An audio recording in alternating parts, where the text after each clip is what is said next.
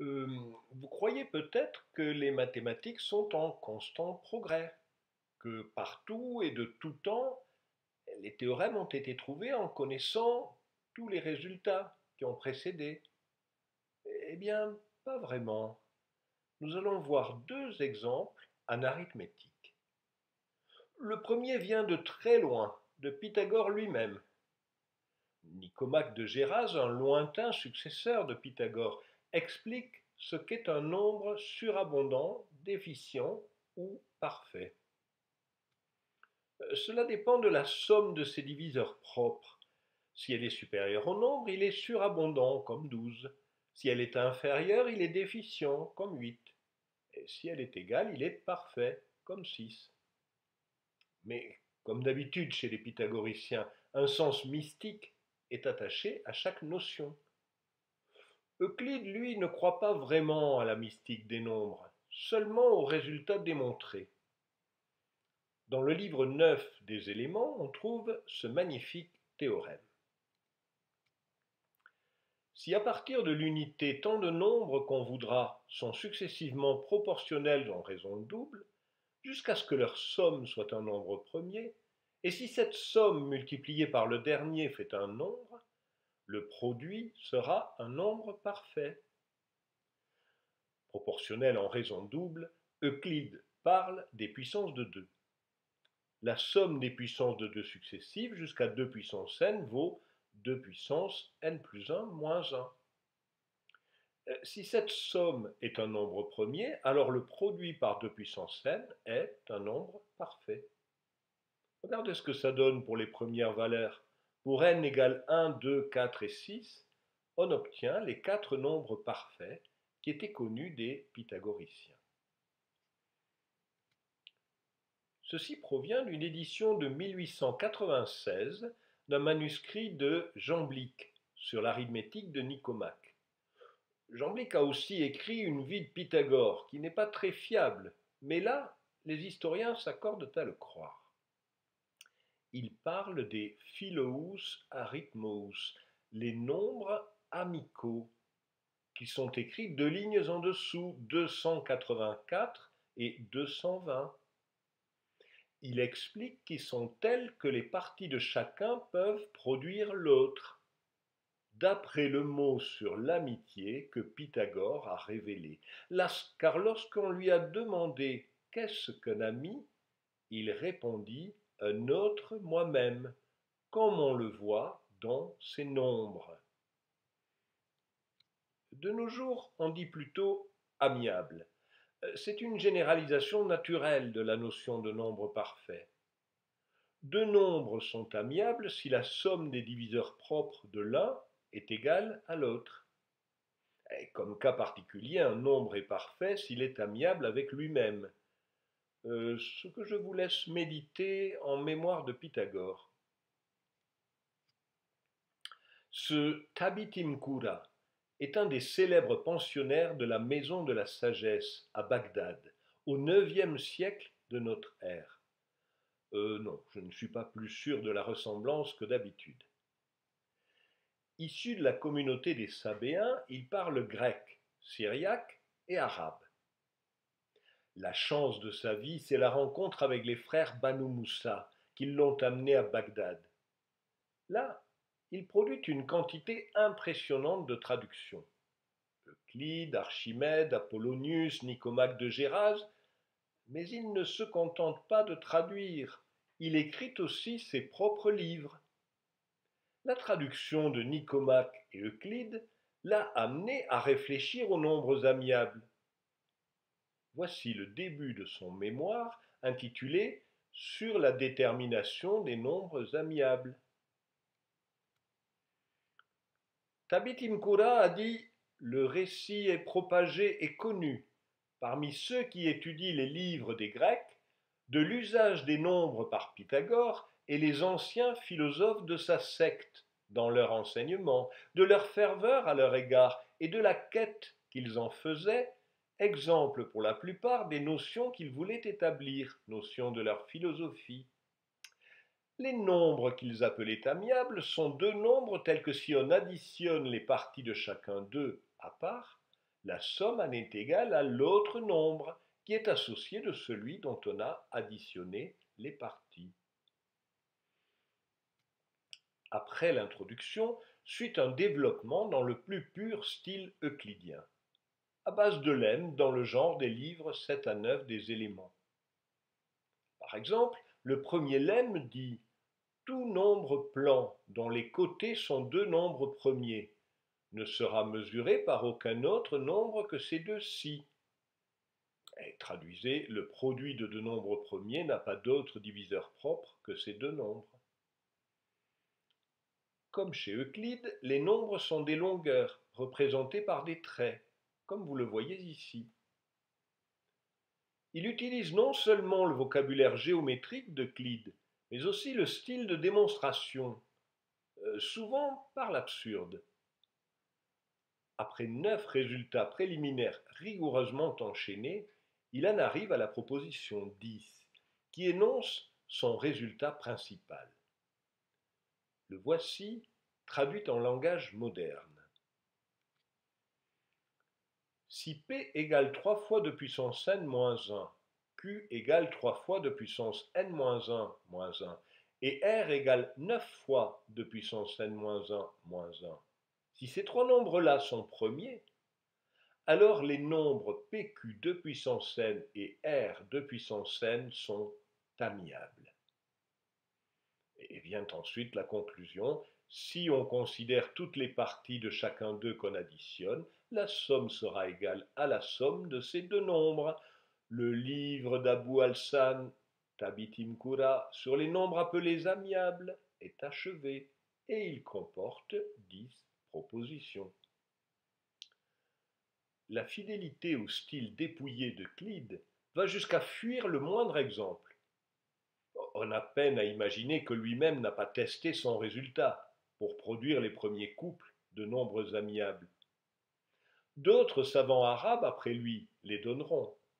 Mais tout ce travail va rester ignoré des Occidentaux pendant pratiquement un millénaire. En Europe, la question démarre par un des multiples défis entre Descartes et Fermat. Leur dispute a surtout porté sur la méthode de maximis et minimis, c'est-à-dire l'optimisation. Les défis d'arithmétique étaient plutôt marginaux. La mode était de se poser des problèmes dans des lettres à des intermédiaires qui pouvaient témoigner de ce qu'ils avaient reçu. Ces échanges nous apparaissent souvent comme un peu puérils.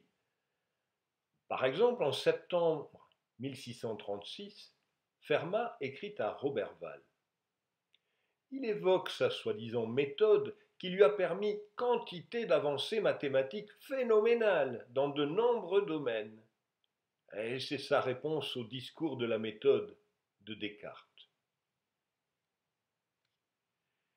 C'est par ce moyen que j'ai trouvé des nombres infinis qui font la même chose que 220 et 284, c'est-à-dire que les parties du premier égalent le second et celles du second le premier. De quoi, si vous voulez voir un exemple pour tâter la question, ces deux y satisfont. Je m'assure que vous m'avouerez que cette question et celle de sa sorte sont très malaisées. Les lettres de Descartes sont dans le même ton. En voici une à Mersenne du 31 mars 1638. Elle répond à des questions de Roberval et d'Étienne Pascal, le père de Blaise, envoyées par l'intermédiaire de Mersenne. Je suis bien aise d'apprendre que messieurs Pascal et Roberval n'ont point de si particulière liaison avec monsieur de Fermat que vos lettres l'avaient fait imaginer. Descartes se méfie. Il répond point par point aux questions posées et en arrive à la suivante. Trouver une infinité de nombres, lesquels étant pris deux à deux, l'un est égal aux parties alicotes de l'autre, et réciproquement, l'autre est égal aux parties alicotes du premier. À quoi je satisfais par cette règle? Et là, Descartes donne la règle de construction de Tabitim Kura, qu'il a retrouvée comme Fermat, et il calcule les trois premières paires. Puis, assez négligemment, il conclut Je n'ai que faire d'ajouter la démonstration de ceci, car j'épargne le temps, et en matière de problème, c'est assez d'en donner le résultat. Ceux qui l'ont proposé peuvent examiner s'il est bien résolu ou non. Mais je serais bien aise, avant que de leur faire voir cette règle, que vous les priez de vous donner eux aussi la leur, afin que si elle est meilleure, je la puisse apprendre. Et en plus, ils se moquent. Quand Euler se mêle d'un problème, ça ne rigole plus. On trouve dans son œuvre monumentale 3 mémoires sur les nombres amiables. Dans le premier que vous voyez ici, il donne 30 paires.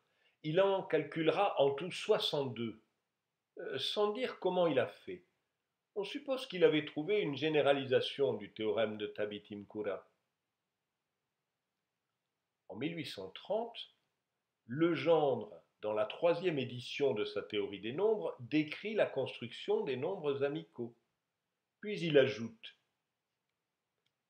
les problèmes dont nous venons de nous occuper sont du nombre de ceux sur lesquels les géomètres s'exerçaient du temps de Fermat, c'est-à-dire vers le milieu du XVIIe siècle.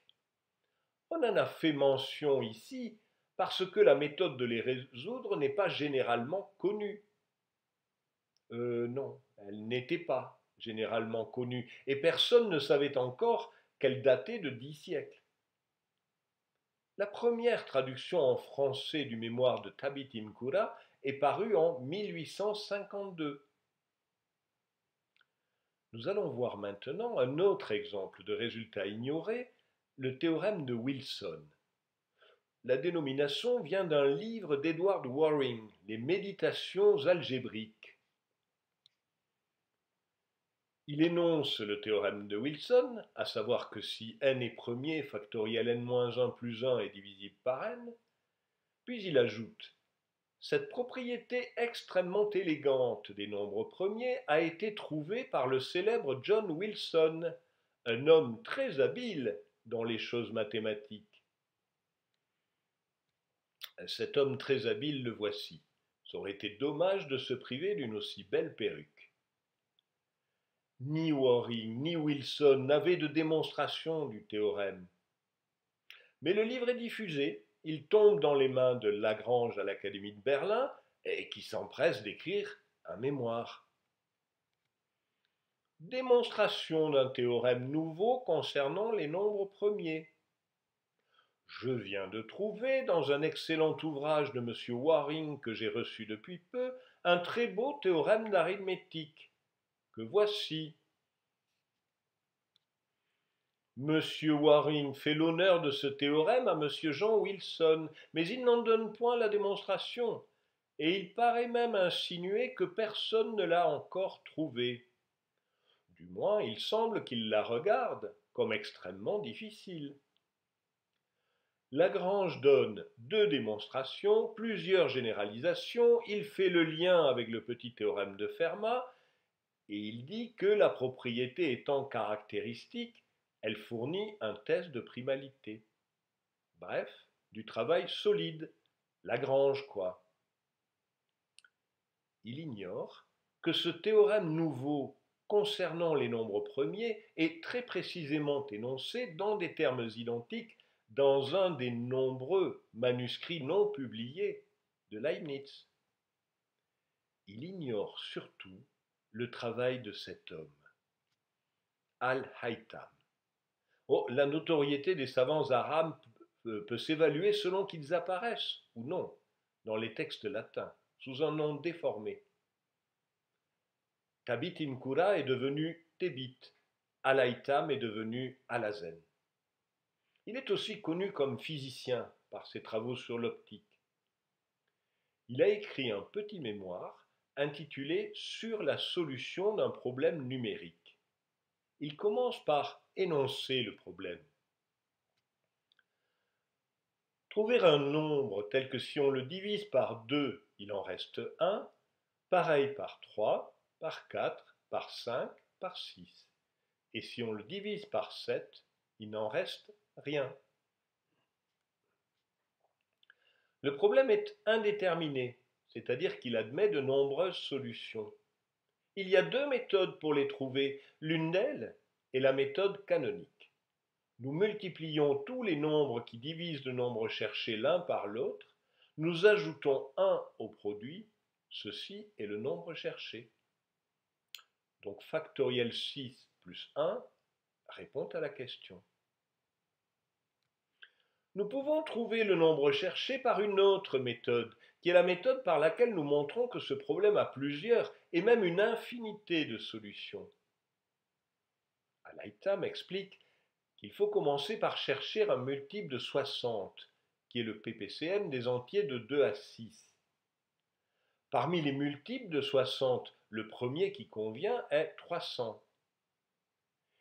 Et si 300 est divisible par ces nombres sans reste, alors si nous divisons 301 par chacun de ces nombres, il reste 1. Et 301 a un septième, donc il est divisible par 7, et il ne reste rien. Donc 301 est le nombre cherché. Et il explique ensuite comment trouver les autres solutions. Bien. Donc Alaïtam a compris que factoriel 6 plus 1 est divisible par 7. C'est ce qu'il appelle la méthode canonique. Pour nous, c'est le théorème de Wilson. Il a aussi compris que la question pouvait être vue comme un problème de reste chinois pour trouver l'ensemble des solutions. Mais jusque-là, il n'a traité que le cas particulier n égale 7, ce qui ne fait pas un théorème. Peut-être, mais pour lui, le cas particulier n égale 7 n'est qu'un artifice pédagogique. Il est bien conscient de la généralité des résultats et il l'exprime clairement. Ceci étant posé, nous disons que cette propriété est nécessaire pour tout nombre premier, c'est-à-dire que pour tout nombre premier, qui est un nombre qui n'est multiple que de l'unité, si on multiplie les nombres qui le précèdent les uns par les autres selon la manière que nous avons introduite, et si on ajoute 1 au produit, alors si on divise la somme par chacun des nombres qui précèdent le nombre premier, il en reste 1, et si on la divise par le nombre premier, il n'en reste rien. Il vient bien d'énoncer le théorème de Wilson. Il en avait probablement la démonstration, car il avait conscience du théorème de Bézout. Mais on ne l'a pas retrouvé. Voici la conclusion de son mémoire. Ce que nous venons de mentionner englobe les réponses à tous les problèmes de ce genre, et que Dieu nous assiste. La réponse au problème numérique est achevée. Louange à Dieu Seigneur du monde, béni soit son prophète Mohammed l'élu et tous les siens. Effectivement, il n'y avait pas grand-chose à rajouter, à condition de bien lire chaque mot de son texte. Apparemment, ça n'a pas été le cas de Fibonacci. Il est un des très rares savants européens de son temps à comprendre l'arabe. Il a probablement lu le traité d'Alaïtam ou un commentaire, car il inclut exactement le même problème dans son Liber Abaki. Il existe un nombre qui, divisé par 2 ou 3 ou 4 ou 5 ou 6, a toujours pour reste 1 et est véritablement divisible par 7. On cherche ce nombre. Là, Fibonacci explique la méthode consistant à fouiller parmi les multiples de 60 pour exhiber la solution 301. Il explique ensuite que comme 420 est divisible par tous les nombres de 2 à 7, on peut l'ajouter à 301 autant de fois qu'on veut pour obtenir d'autres solutions.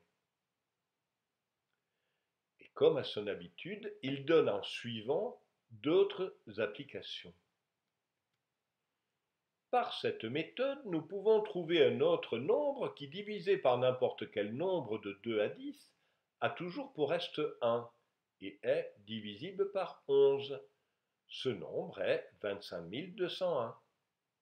Aussi, si le nombre que vous voyez est divisé par n'importe quel nombre entre 2 et 23, tu trouveras que le reste est 1 et qu'il est divisible par 23 on trouve ce nombre par la méthode ci-dessus.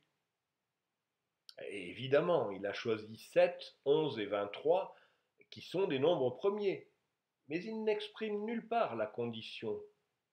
Il ne remarque pas non plus que parmi les solutions, il y a toujours factoriel n-1 plus 1. Voyons ce qu'en dit Bachet de Méziriac. Sous couvert de problèmes plaisants et délectables qui se font par les nombres, la deuxième édition de son livre contient des résultats d'arithmétique poussée, en particulier le théorème de Bézout, et aussi quelques applications, dont exactement la même que Fibonacci. Cette question se pose ainsi ordinairement. Une pauvre femme portant un panier d'œufs vient à être heurtée par quelqu'un qui fait tomber le panier et casser tous les œufs. Pourtant, désirant satisfaire la pauvre femme, il s'enquiert du nombre de ses œufs. Elle répond qu'elle ne le sait pas exactement, mais qu'elle se souvient bien que les comptant 2 à 2, il en restait un, et semblablement les comptant 3 à 3, ou 4 à 4, ou 5 à 5, ou 6 à 6, il restait toujours un. Et les comptant 7 à 7, il ne restait rien. Voyons, cette pauvre femme que l'on vient de bousculer, si violemment que ces quelques centaines d'œufs sont tous cassés, et qu'elle ne se souvient plus de leur nombre, a tout de même gardé une virtuosité arithmétique qui m'impressionne. Comme Fibonacci, Bachet donne la solution, 301. Il dit en passant, mais avant de continuer, il faut remarquer qu'afin que la question soit possible, il est nécessaire que chacun des nombres 2, 3, 4, 5, 6 soit premier au nombre 7. Puis il ajoute, pour conclusion, prends garde que cette question n'a pas qu'une seule solution, car on peut trouver une infinité de nombres qui la résoudront, ce qui se fait ainsi. En ayant trouvé 1 comme 301, prends le plus petit nombre multiple de 7 et 60, qui est le produit de leur multiplication, à savoir 420. Ajoute ce nombre à 301, tu auras 721, qui fait le même effet que 301. Et si tu ajoutes à nouveau 420 à 721, tu en auras encore un autre, et ainsi plusieurs autres sans fin. Bien sûr, Bachet ne traite toujours que le cas particulier n égale 7. Mais vu le style de rédaction et le soin qu'il prend à justifier ses résultats, on peut lui accorder qu'il a conscience de sa généralité. Au fond, il réécrit le mémoire d'Al-Haytham sans le théorème de Wilson et avec 6 siècles de plus. Le 13 février 1258, les troupes mongoles ont pris la ville de Bagdad. S'en est suivi une semaine de massacres, de pillages et de destructions. La grande bibliothèque de Bagdad fut entièrement mise à sac. Certains témoins ont rapporté que les eaux du Tigre étaient noircies par l'encre de tous les livres qui y avaient été jetés. On ne saura jamais combien de théorèmes se sont dilués dans le Tigre. Comment? Ben non, c'est pas drôle. J'y peux rien, moi.